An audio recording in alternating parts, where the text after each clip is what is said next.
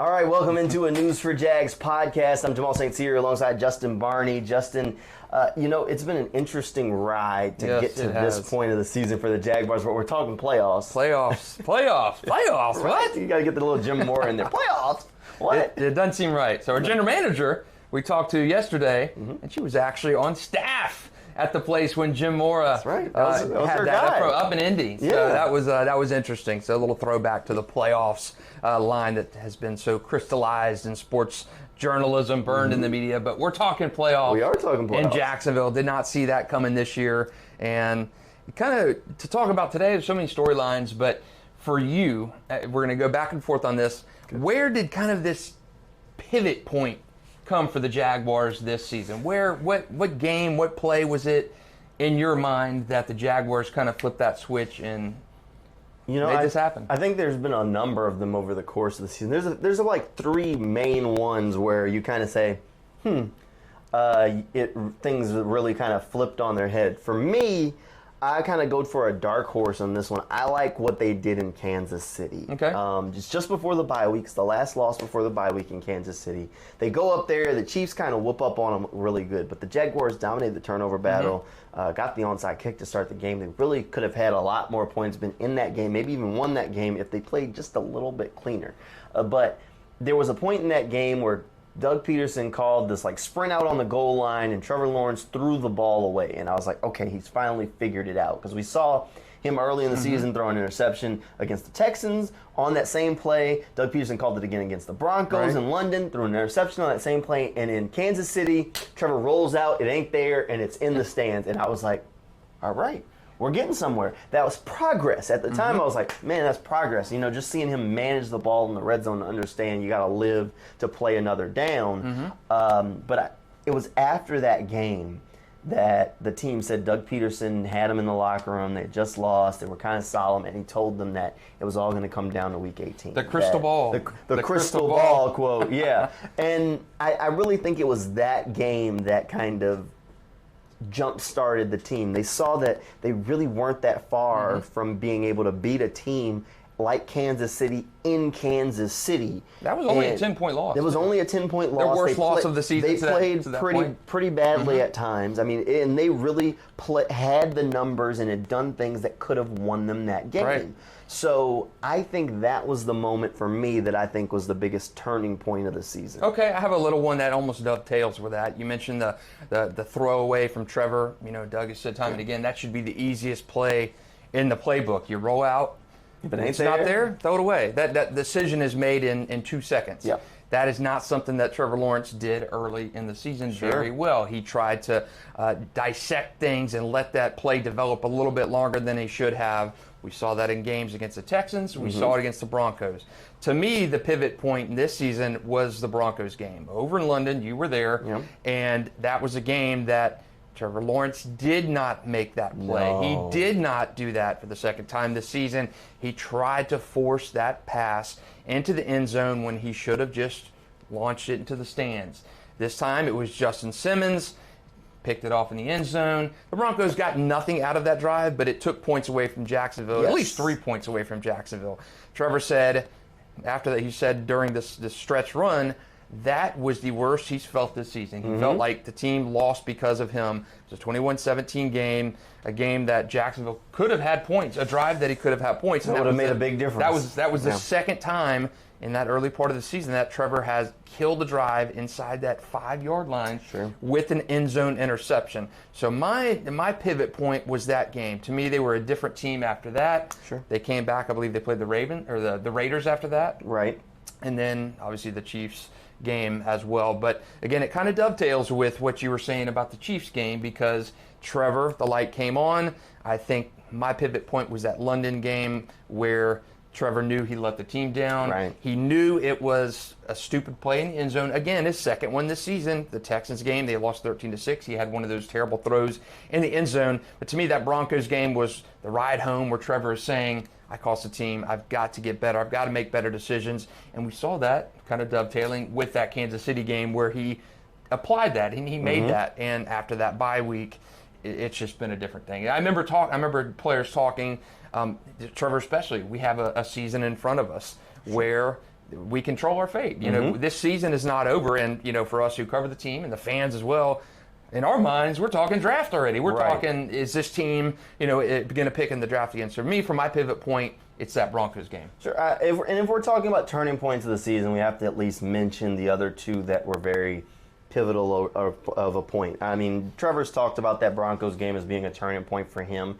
If we're talking about the Jaguars season, we have to mention the Lions game. That was the game where, they went up to Detroit, worst loss of the year. Everything else had really been like one score. I mean, outside of maybe the Kansas City loss, but they went up there. They were never in that game. Ultimately, that ended up being the last game that they lost before going on a winning streak, and the guys kind of felt that hurt and said, we don't want to feel like this anymore, and have played a lot better since. So we can't not at least mention that one, even though that wasn't either one of our big ones. That, to me, was a game where you went into it and you thought that Jacksonville could take that next step. Correct. And they got absolutely gutted. Right. Absolutely gutted in that game. Right. And we've seen with Jaguars teams in the past, a loss like that late in the season, everything. It's over. Right. You lost the locker room under Urban Meyer after some of these losses. In the past, Doug Marrone, you never got back right after a big loss.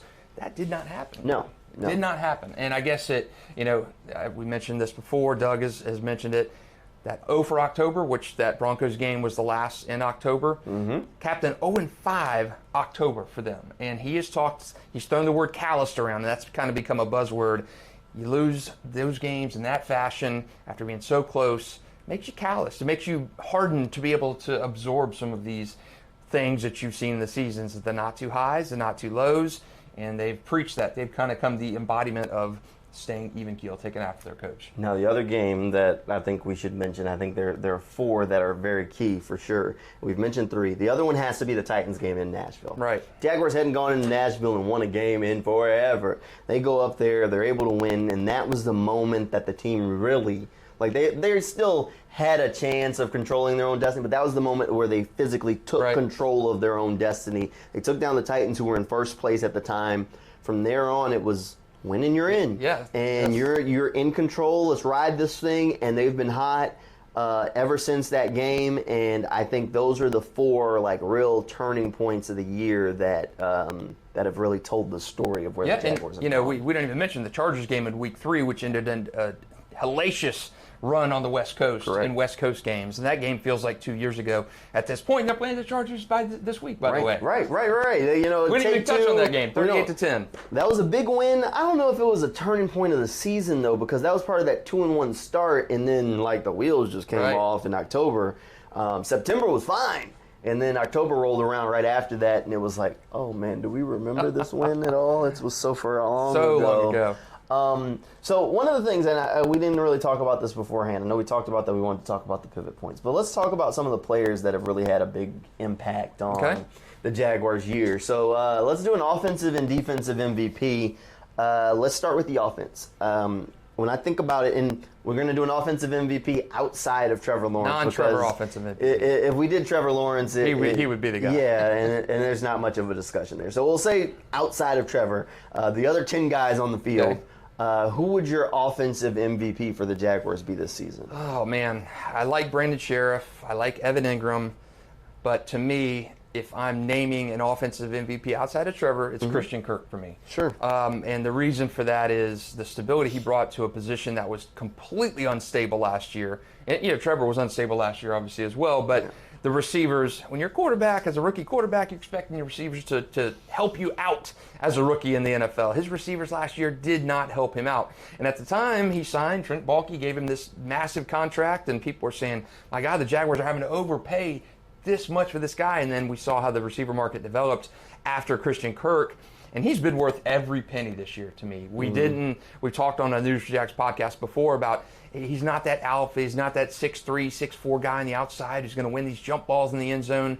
But what he was, security blanket, great route runner, and he has been a steadying presence for Trevor Lawrence. And with regards to Marvin Jones, who's been a great outlet.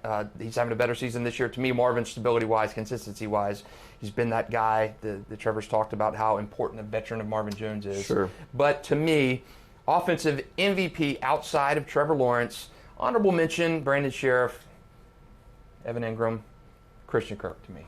I think Christian Kirk has a solid case. He's been the Jaguars' best receiver outright.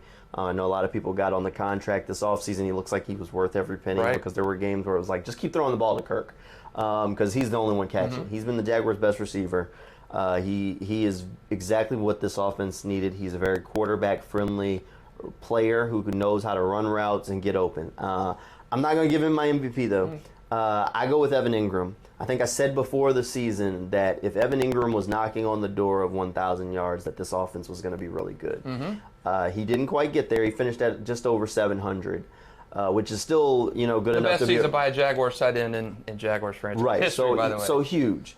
But when he took fire was like that Titans game in Nashville and down the stretch, and that's when the offense really started cooking. Evan Ingram has always, in my mind, been the X factor for this offense, and just his presence on the field changes how teams can defend you and gives you a little bit of a mismatch. And Trevor Lawrence and them have been able to utilize that. I got to give him my MVP because when he's cooking, they're cooking as a group. The only guy that you didn't mention that I gave consideration to was Travis Etienne, just because he's so dynamic and the big play threat that he brings to the offense. He scares me a little bit. The fumbles are the problem, the ball. and that the fumbles and the fact that he wasn't consistent enough. Like, he'd have a big performance enough to get 1,000 yards without starting every game this season, but then there's some games where, like against the Titans, where he just disappears. Vanishes, So that's why he's the only other guy that I really thought would get consideration on the offense. Okay, how about your defensive guy? Who's your defensive guy? I did not understand this at the time, especially with what followed in the draft by taking Devin Lloyd and Chad Muma. Sure.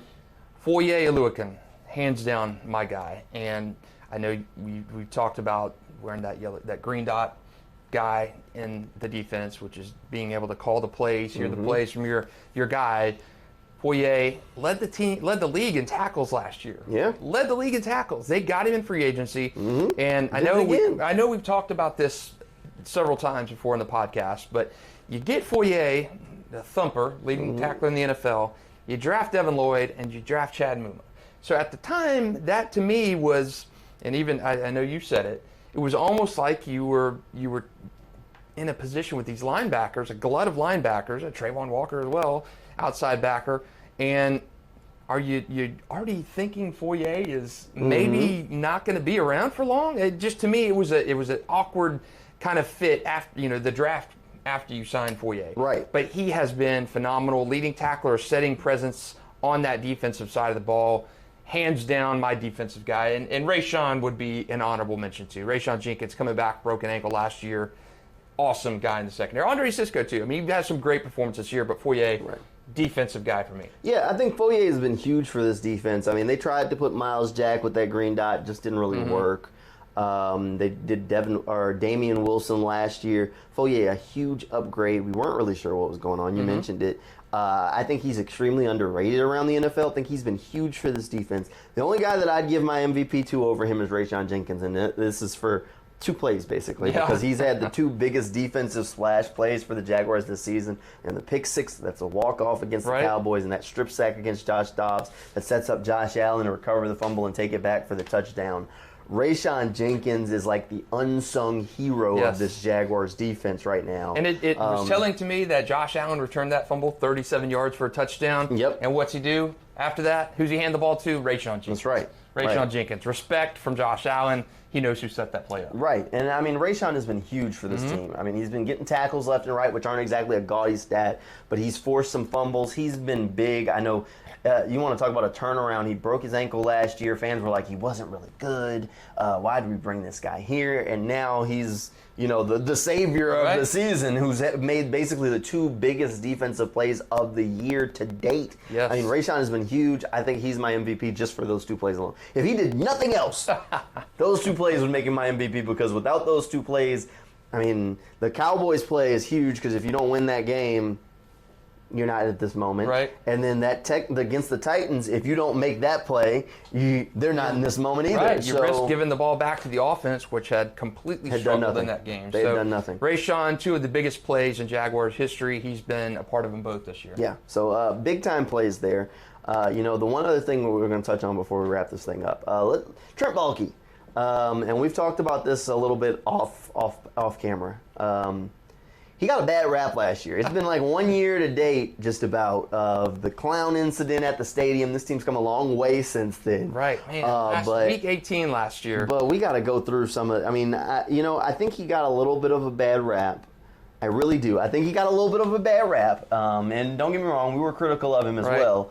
But I think it all started with the fact that he was a promotion instead of a hire from the outside. I think that's what it comes down to, is that fans wanted fresh faces. Right. So you fire Dave Caldwell, Trent's your interim general manager, and next thing you know, you're like, yeah, he's going to be the general manager. So I think it started there. I really think that, like, if Trent would have been hired from scratch after Caldwell was fired, that gives you a little bit more patience. Fans wanted a clean sweep. Can't blame them. More of the same is what they thought. Right. You're replacing Dave Caldwell with a guy who's on staff with Dave Caldwell. Right. And he had only been there 1 year with Dave. Like, he was a hire just before that last season with Caldwell. So it wasn't like he was there for the entire team. Right. Didn't exactly have the best reputation from NFL circles. So again, the fans in the know of the NFL probably a little bit, why is Shad Khan keeping that? Why is he promoting this guy? So of course, I think it's natural though for fans in this franchise in this city to want to take all the trash out. And I think Trent got caught up in that. And let's face it, his drafts haven't, the Dave Caldwell drafts haven't been good. You can't give him credit for drafting Trevor Lawrence. No, he doesn't get credit for that. But I think he got a little bit of a bad rap for his reputation, largely because, the last 4 years that he had been a general manager, the coaches had been fired. Jim Harbaugh got fired at the end, which supposedly him and Trent didn't get along well. Which is fine. Jim Harbaugh doesn't seem like the easiest guy to get along with for anybody. Jim Tomsula gets fired after one season. Tomsula shouldn't have been a head coach. Exactly. The question is whether or not Trent made the decision on that or the owner made the decision. But he needed to be fired. Chip Kelly got fired his last year. Trent got sent out the door with him. So obviously Chip Kelly didn't belong in the NFL. Again, did Trent make that decision or did the owner make that decision? Because that San Francisco owner... Guilty by association. He's guilty by association. But the San Francisco owner is a very hands-on as opposed to Shad's hands-off. Right. And so the question is, how did Trent want those guys? If he made those hires, he is 100% guilty. But I'm not sure that he did. Right. And then he comes here, and then Urban gets canned. Again, another one that I don't think Trent was very involved in that search. And that whole thing goes down the way it does. So I understand where fans were coming from. So he gets a bad rap for that because that was 4 straight years, 4 straight coaches. Not great for any general manager's track record. When you look at the resume and they're like, who'd you work with? And you just rattle off 4 in 4 years, people are like, whoa. Right. But now that he's here and he's with Doug and we're like, man, Doug's looking great. This team's looking good. You can kind of look at his body of work since he took over the Jaguars. And when you look at that draft class, no, we're not giving him credit for Trevor Lawrence, but you give him credit for Walker Little, who's playing now. Playing well. Looks like he's going to be a starter next year. You got to give him credit for Tyson Campbell. Tyson Campbell, who looks like he's a rising star in the league. Looks good. You got to give him credit for Andre Sisco. Yes. Who looks good. You got to give him credit for Travis Etienne, who we were like, you take a running back in the first round, but he looks good. So you say, of those first 5 picks in the draft, and again, we're not going to give him too much credit for Trevor Lawrence, but of those first 5 picks in the draft, of them, you're like, 4 of these players could be like blue chip, cornerstone 5-star, players. whatever you want to call them, cornerstone kind of players that are going to be up for big contracts at some point. That's a really good draft. That is a very good draft. That is a very good draft. And then you look at like this past draft, and Trayvon Walker, while a lot of people would have gone the safe route with Aiden Hutchinson, he takes this home run swing on Trayvon. As of day one, we can see that Trayvon can be an impact player against the run game. Will he ever develop as a pass rusher? I don't know. Jury's still out, but he's been a certain from a number 1 player, number 1 overall. There wasn't a star. Like, Aiden Hutchinson's not a star. No. I don't care what the stats say. Aiden Hutchinson is not a star, and he will not be a like prominent all-pro type of player in his career. Not of what I've seen so far. But Trayvon has the potential to be that. Will he? We'll see, and then we'll give Trent credit for it if he is. But Devin Lloyd, that one's shaky, but I'll give him more credit for Chad Muma, bringing in Muma who's able to start. That one looks good. Luke Fortner pick, home run. He's been starting since day one. Brandon Sheriff said if he just walked in the door and somebody goes, oh yeah, that center's a rookie, he'd call him a liar. Yeah, Trevor loves Luke Fortner, and that's what matters. So, and Trevor loves him too. Right. But I mean, so these draft classes have been really good. And then you take in this last free agent class and you start rattling off the names. Foye Oluwakin brought in as a free agent. Brandon Sheriff brought in as a free agent. Both of them have started every game, played really well. Right. Christian Kirk brought in as a free agent. A lot of money on the line, but he's played really well. Zay Jones, an under-the-radar signing as a free agent. And he's been extremely impactful for the Jaguars, so huge there.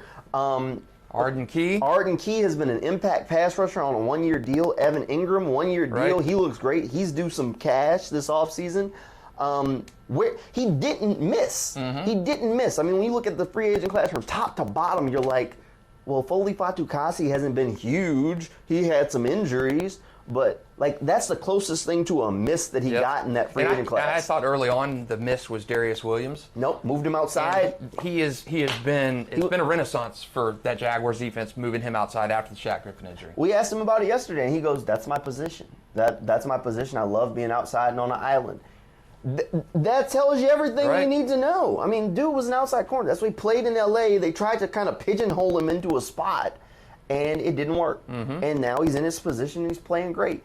He didn't miss this last offseason, so I mean, it'd be fun if like fans brought all those clown noses back and just threw them on the field, just as like an apology, like sorry Trent, because Trent's done a good job. Right. He has. Credit where credit is due with Trent Baalke. And we have to, and we mentioned a whole lot of moves, but his best one is the Calvin Ridley trade. That trade is like a home run because even if Ridley comes here and he's been out of football for 2 years and looks terrible, the Jaguars still win. It's like you can't. It's a not miss move. You spent nothing, barely anything on it. 100%. That is the best move that Trent Baalke and we've made. looked at the free agent receivers next year. The best receivers get tagged, never hit the market. And you get one, that was one of the best at his position in his prime, and you get him, although he's going to be in a contract year. Yes. You get him before that market kind of resets. If Calvin is reinstated and hits that market or he's traded next year, he's going to fetch a lot more than what the Jaguars got him for. But here's the thing. So if he if he comes in, has a huge year, and the Jaguars are like, we don't want this dude, and he walks away, they get a compensatory pick. Right. And if he signs a big contract, it's like a third-round pick, and they traded, a fourth-round pick for him? Win-win. Yep. Win-win. And then if he comes in and doesn't do much, you trade it, like a fourth or fifth-round pick for him? That's nothing. It's pennies on the dollar to take a swing. Right. Or you sign the dude to a big contract, and then you give them I think you give them a third or fourth round pick. I'd have to look up the trade. But regardless, it's like pennies on the dollar for what you get in return. A good investment, I think. And that receiving core next year looks darn good. Yeah, and then that actually pops something into my head. So there's all the DeAndre Hopkins stuff that's floating out there, we're gonna mention it. We got to mention it. Why would you? Come on. Well, just a smidge to the future. All the DeAndre Hopkins stuff is floating out there. They're saying that the Cardinals want to trade him, but he has a no trade clause. One of the guys on the radio in Arizona are reporting that his two preferred teams are the Chargers and the Jaguars.